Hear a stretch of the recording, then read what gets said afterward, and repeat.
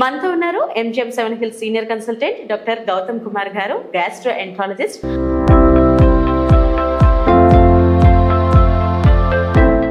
అయితే ఇప్పుడు ఈ కాన్స్టిపేషన్ అన్నది పెద్దవాళ్ళకే కాదు చిన్నపిల్లలకు కూడా ఎక్కువగా కనిపిస్తుంది.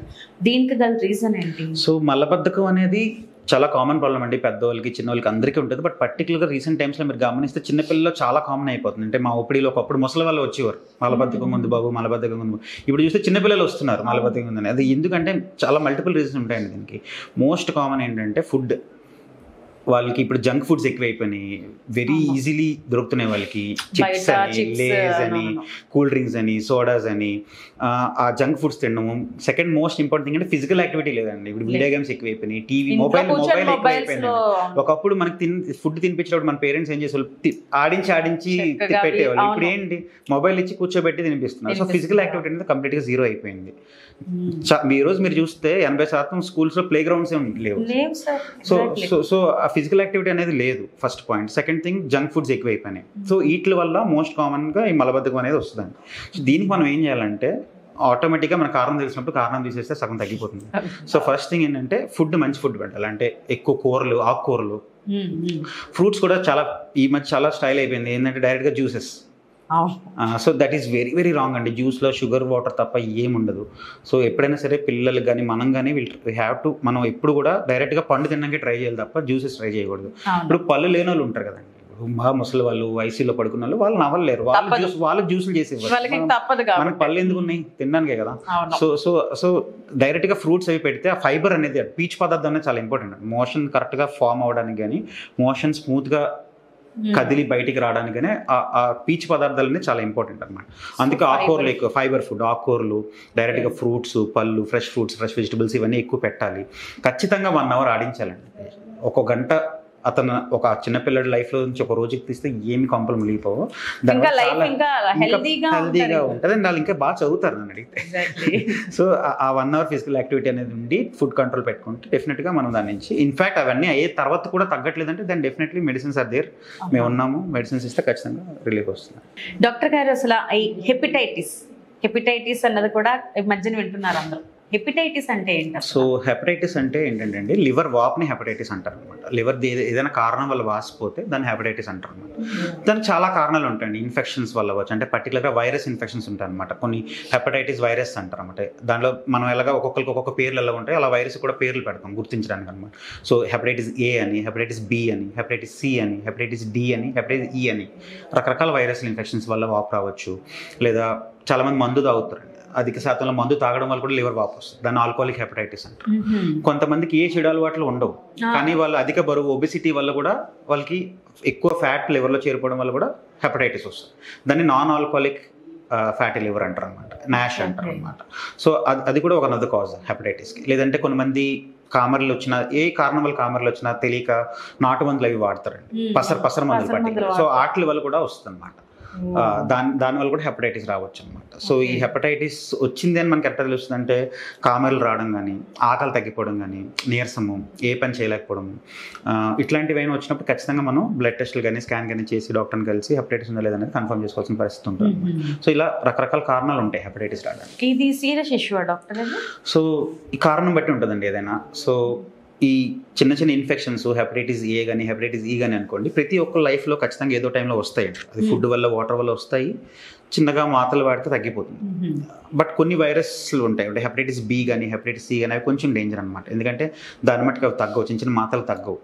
ఒకసారి వస్తే హెపటైటిస్ బికి అయితే లైఫ్ లాంగ్ మందులు వాడాల్సి వస్తుంది ఒక్కొక్కసారి. హెపటైటిస్ సికి అయితే ఇప్పుడు మంచి మందులు వచ్చినాయి, ఒకప్పుడు అలానే ఉండేది. కానీ ఇప్పుడు మాత్రం మంచిగా ఒక 3 నెలల మాత్రలు వాడితే కంప్లీట్గా క్లియర్ అయిపోతుంది వైరస్, అలా అనమాట. సో అట్లానే ఇప్పుడు మందు వల్ల వచ్చిన హెపటైటిస్ కానీ ఏదైనా స్టార్టింగ్ స్టేజ్లో అయితే మనం కంట్రోల్ చేసుకోవచ్చు అండి. అది బాగా నెగ్లెక్ట్ చేసేస్తే మాత్రం చాలా, అది ఎంత దూరమైనా తీసుకెళ్తుంది. అంటే లివర్ మొత్తం పాడైపోయి, కుళ్ళిపోయి, లివర్ ఫెయిల్ అయిపోయి, లివర్ బదిలీ చేసేంత వరకు, మనిషి ప్రాణాలు పోయేంత వరకు కూడా తీసుకెళ్ళచ్చు.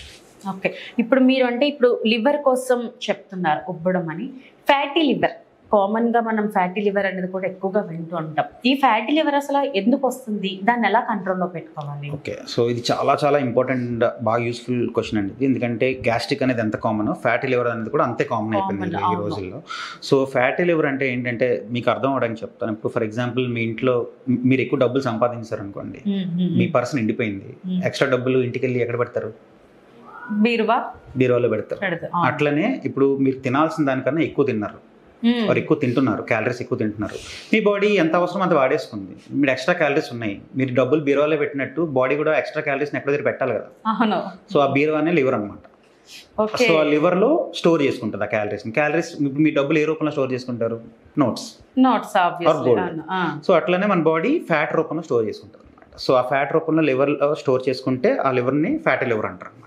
అంటే సరే స్టోర్ చేసుకుంది, ఇప్పుడు మీరు నేను డబ్బులు దాచుకున్నాను కదా ఖర్చు పెట్టుకుంటాను అంటారు, తర్వాత మీరు ఖర్చు పెడుతున్నారు కదా, దట్ ఈస్ వెరీ ఇంపార్టెంట్. ఇక్కడ ఏంది, మనం ఎక్స్ట్రా క్యాలరీస్ ఖర్చు పెట్టకపోతే ప్రాబ్లమ్ వస్తుంది, బర్న్ చేయట్లేదు క్యాలరీస్, అలా స్టోర్ చేసి వదిలేస్తున్నాం మనం. అక్కడ మాత్రం వాడుతున్నాం డబ్బులు, దీనికి మాత్రం వాడట్లేదు. సో అట్లా వదిలేస్తే ఏమవుతుందండి అంటే, బీరువాలో దాస్తే ఏం కాదు, కానీ లివర్లో ఫ్యాట్ ఉంటే ఏమవుతుందంటే ఆ ఫ్యాట్ అనేది చాలా స్లోగా లివర్ని ఇరిటేట్ చేసి లివర్ని డ్యామేజ్ చేస్తూ ఉంటుంది అనమాట. ఇప్పుడు ఫ్యాటీ లివర్ ఉండడం వల్ల ఇమీడియట్గా ఏం అయిపోదండి, ఎవరు భయపడాల్సిన అవసరం లేదు. ఇప్పుడు స్కాన్లో లేదంటే ఏదో బ్లడ్ టెస్ట్ చేసి మీకు ఫ్యాటీ లివర్ ఉందని కానీ నాకు లివర్ ప్రాబ్లం ఉందని అనుకోవడానికి ఏం లేదు. బట్ చాలా ఇంపార్టెంట్ అది, ఎందుకంటే ఇమీడియట్గా ఏమీ కాదు. బట్ లాంగ్ టర్మ్లో అంటే ఒక 8 ఏళ్ళు 10 ఏళ్ళ తర్వాత ఇప్పుడు ఈ ఇష్యూని మనం నెగ్లెక్ట్ చేసి పట్టించుకోకపోతే అప్పుడు మనకి లివర్ డ్యామేజ్ అయిపోయాక మనకు విషయం తెలుస్తుంది లివర్ డ్యామేజ్ అయిపోయింది అని. దీంట్లో మెయిన్ బాధాకరమైన విషయం ఏంటంటే ఫ్యాటీ లివర్కి లక్షణాలు ఏమి ఉండవండి, పెద్దగా సింటమ్స్ ఏమి ఉండవు, తెలియదు పేషెంట్కి. మహా అయితే కొంతమందికి నీరసంగా ఉండడం కానీ, చిన్న పని చేసిన అలసిపోవడం కానీ అట్లా ఉంటుంది. అది చాలా కామన్ కదా, ఏదో ఎక్కువ పని చేసి నాకు నిద్ర లేదంటే ఏదో వేడి చేసేసింది అనుకుంటారు అందరూ. దీనివల్ల అని ఆలోచించి వచ్చి టెస్టులు చేయించుకునే పరిస్థితి ఉండదు యాక్చువల్గా. సో అందుకు చాలా ఇంపార్టెంట్ అది. సో దాన్ని మనం కంట్రోల్లో పెట్టుకోకపోతే అది మొత్తం లివర్ పాడైతే కానీ మనకి దాని సింటమ్స్ తెలియదు. సో ఈ ఫ్యాటీ లివర్ గురించి మనం ఈరోజు మాట్లాడిన, ఈరోజు ట్రీట్మెంట్ చేసిన, ఈరోజు టెస్టులు చేసిన, ఈ రోజు గురించి కాదండి, రేపటి గురించి. ఇప్పుడు మీకు చెప్పినట్టుగానే డబ్బులు ఈ రోజు గురించి మీరు దాచుకోరు కదా, రేపటి రోజు అవసరం ఇది కూడా అంతే అండి. మన ఫ్యూచర్ గురించి దాన్ని మనం ఇప్పటి నుంచి కంట్రోల్ పెట్టుకోకపోతే అది జరగదు. ఎందుకంటే ఒకసారి డ్యామేజ్ అయిపోయింది అంటే లివర్ వెనక్కి రాదు. సో దీన్ని ఫ్యాట్ లివర్ అంటారు అనమాట. సో దీన్ని ఎలా కంట్రోల్ పెట్టుకోవాలి? సింపుల్ థింగ్ అండి. ఇప్పుడు మీరు సేమ్ అదే కాన్సెప్ట్ వద్దాం. మీరు ఎక్స్ట్రా డబ్బులు దాచుకున్నారు బీరువాలో, సో ఆ డబ్బులు తగ్గిపోవాలంటే ఏం చేయాలి? మీరు ఖర్చు పెడతాం అంతే. ఇది కూడా అంతే అండి. ఎక్స్ట్రా మీ క్యాలరీస్ ఖర్చు పెడితే ఆటోమేటిక్గా అది ఆ ఫ్యాట్ని మళ్ళీ తీసుకొని ఆ క్యాలరీస్ని బర్న్ చేస్తుంది అనమాట. సో మీరు సంపాదించేదానికన్నా ఖర్చు పెట్టేది ఎక్కువ ఉంటే ఆటోమేటిక్గా మీ రిజర్వ్స్ తగ్గుతాయి. అట్లనే మన బాడీలో మనం తీసుకునే క్యాలరీస్ కన్నా ఖర్చు పెట్టే క్యాలరీస్ ఎక్కువ ఉంటే ఆటోమేటిక్గా లివర్లో దాచిన ఫ్యాట్ అంతా కరుగుతుంది. So physical activity plus diet ఎందుకు? తీసుకునే క్యాలరీస్ తగ్గించుకోవడానికి. ఫిజికల్ యాక్టివిటీ ఎందుకు? ఖర్చు పెట్టే క్యాలరీస్ పెంచుకోవడానికి. ఈ రెండు కాంబో ఖచ్చితంగా ఉండాలన్నమాట. ఎక్సర్సైజ్ లేకుండా ఓన్లీ డైట్ పనికిరాదు, డైట్ చేయకుండా ఓన్లీ ఎక్సర్సైజ్ పనికిరాదు. సో డైట్ ఎక్సర్సైజ్ రెండు కాంబోలో ఉండాలి. ఇవి చేస్తే యూజువల్గా 60-70% మందికి సెట్ అయిపోతారండి. మెడిసిన్స్ కూడా అవసరం ఉండదు. బట్ మిగిలిన 30% కొంచెం అడ్వాన్స్డ్ స్టేజ్లో వచ్చిన వాళ్ళు కానీ, కొంచెం సివియర్గా ఉన్న వాళ్ళు కానీ, తెలియక పాపం తెలియక చేసిన వాళ్ళు కూడా, వాళ్ళకి మాత్రం ఈ రెండింటితో పాటు కాంబోలో మూడో విషయం యాడ్ అవుతుంది, మాత్రలు అన్నమాట. మెడిసిన్స్తో పాటు కలిపితే ఖచ్చితంగా మనం దాన్ని కంట్రోల్ అండ్ క్యూర్ చేసేయచ్చు. ఇట్స్ నాట్ లైక్ మనం దీన్ని ఏమి చేయలేము అట్లా కాదు, ఖచ్చితంగా క్యూరబుల్ డిసీజ్ అనమాట. 70% మన చేతిలోనే ఉంటుంది. సార్ అయితే ఇప్పుడు మనకి గ్యాస్ట్రిక్ రిలేటెడ్, లివర్ రిలేటెడ్ అంటే ఈ సిరోసిస్ అనే వర్డ్ చాలా మందికి తెలియదు, వినరు మ్యాక్సిమం. సిరోసిస్ అంటే ఏంటి?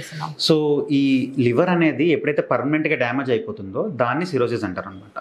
సో ఏ కారణం వల్ల అవ్వచ్చు, అది హెపటైటిస్ కారణం వల్ల అవ్వచ్చు, లేదంటే మందు ఎక్కువ తాగడం వల్ల అవ్వచ్చు, లేదంటే ఫ్యాటీ లివర్ వల్ల అవ్వచ్చు. మనం దాన్ని ఇనీషియల్ స్టేజెస్లో నెగ్లెక్ట్ చేసి దానికి అది తగ్గడానికి కానీ, అది నార్మల్ అవ్వడానికి కానీ మనం ఏది స్టెప్స్ తీసుకోకుండా దాన్ని అట్లనే నెగ్లెక్ట్ చేసేస్తే అది అలా పెరిగిపోతే లివర్ అనేది పర్మనెంట్గా డ్యామేజ్ అవుతుంది. అంటే మామూలుగా లివర్ అనేది చాలా మెత్తగా ఉంటుంది అనమాట అవయవం అనేది. బట్ ఈ సిరోసిస్ ఏంటంటే బాగా గట్టిగా అయిపోతుంది. బేసిక్గా లివర్ సైజ్ తగ్గిపోతుంది అనమాట. ఆ లివర్ పాడైపోతుంది, పర్మనెంట్ డ్యామేజ్ అయిపోతుంది. దానివల్ల లివర్ చేయాల్సిన పనులు అది చేయలేదు. సో ఆ స్టేజ్ని సిరోసిస్ అంటారు అనమాట. సో అది మనకి ఎట్లా తెలుస్తుంది అంటే, లివర్ పాడైపోతే మనకి కామెలు రావడం కానీ, కడుపులో నీళ్ళు చేరడం వల్ల కడుపు ఉబ్బిపోవడం కానీ, కాలు వాపులు వచ్చేయడం కానీ, మోషన్లో బ్లడ్ పడిపోవడం కానీ, బ్లడ్ వామిటింగ్స్ అవడం కానీ, మనిషి మగతగా అయిపోవడం కానీ, ఏదేదో సో ఇట్లాంటి లక్షణాలు అన్నీ స్టార్ట్ అవుతాయి అనమాట. లివర్ డ్యామేజ్ అని తెలుసుకోవడానికి ఇన్ని సిమ్టమ్స్ మనకి వస్తాయి. అంటే ఈ లివర్ డ్యామేజ్ అయిపోయాకనే వస్తాయి ఇవి.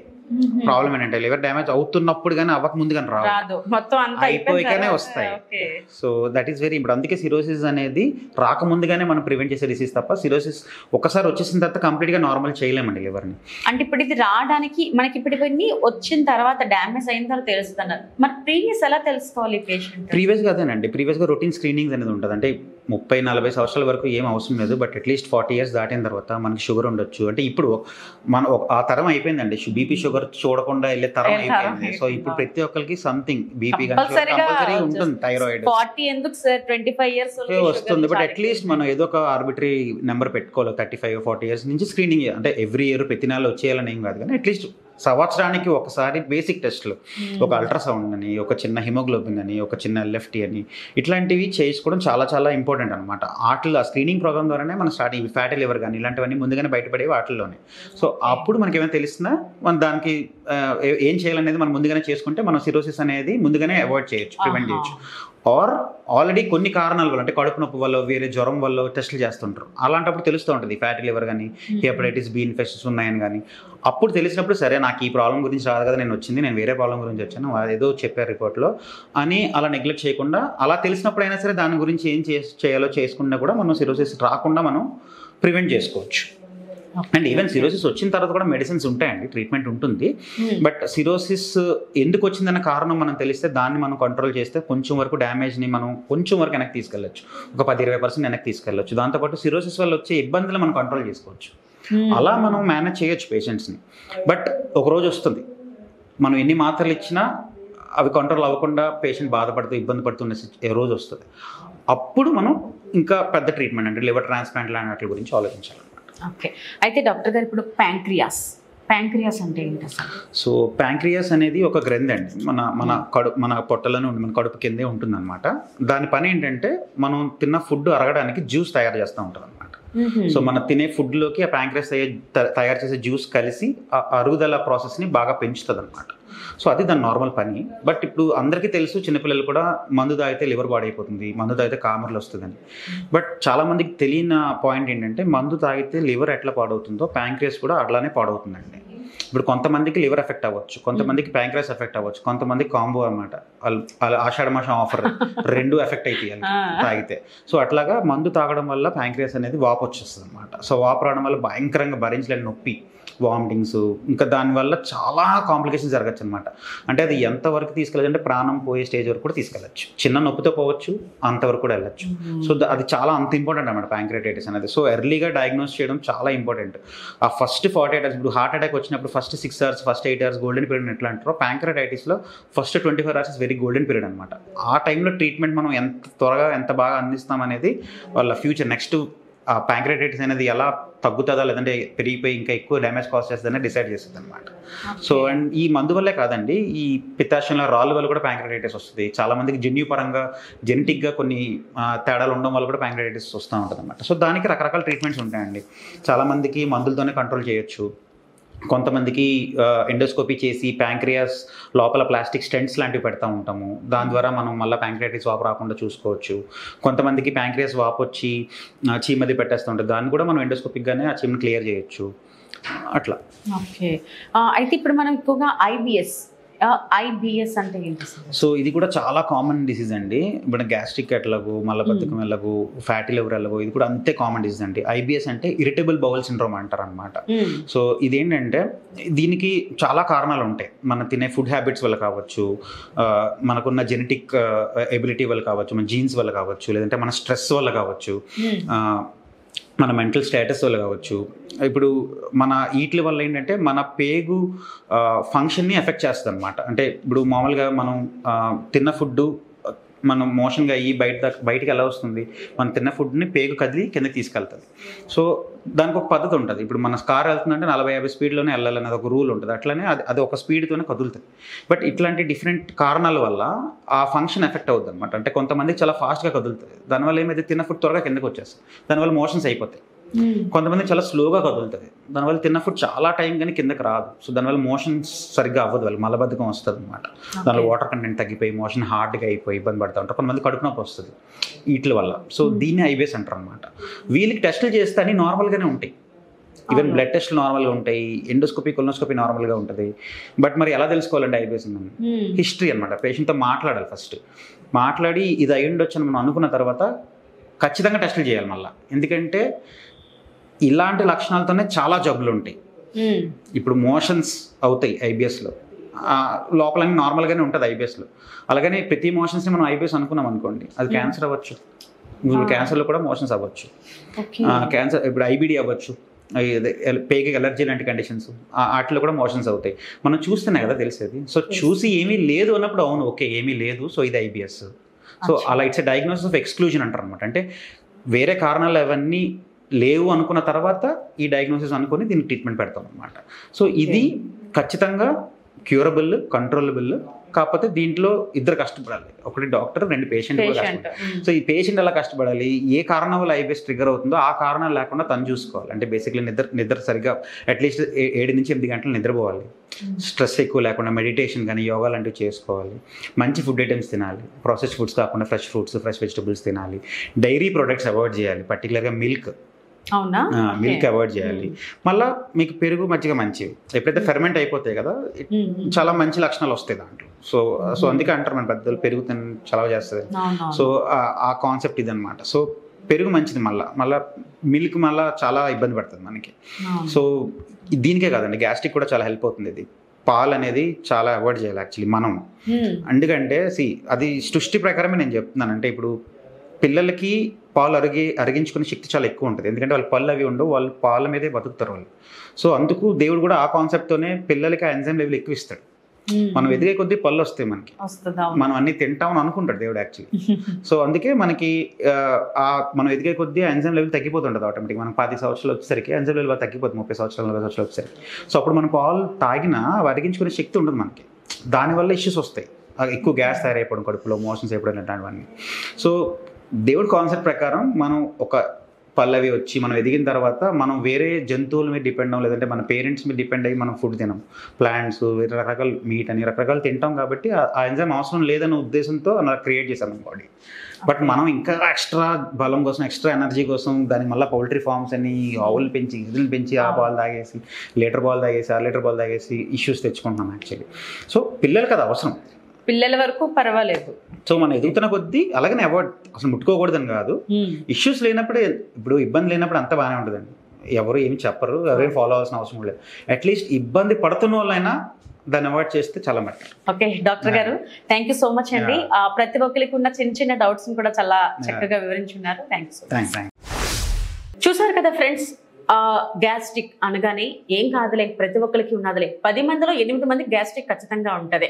అందరం కూడా ఏమనుకుంటాం, ఏం కాదులే అని లైట్ తీసుకుంటాం. కానీ ఏ విషయాలను లైట్ తీసుకోవాలి, ఏ విషయాలకి ఖచ్చితంగా మన డాక్టర్ని అయితే సంప్రదించాలి అనేది వీడియో ద్వారా క్లియర్గా తెలుసుకున్నాం కదా. ఇలాంటి informative and most informative videos కోసం stay tuned to Suman TV. నమస్తే.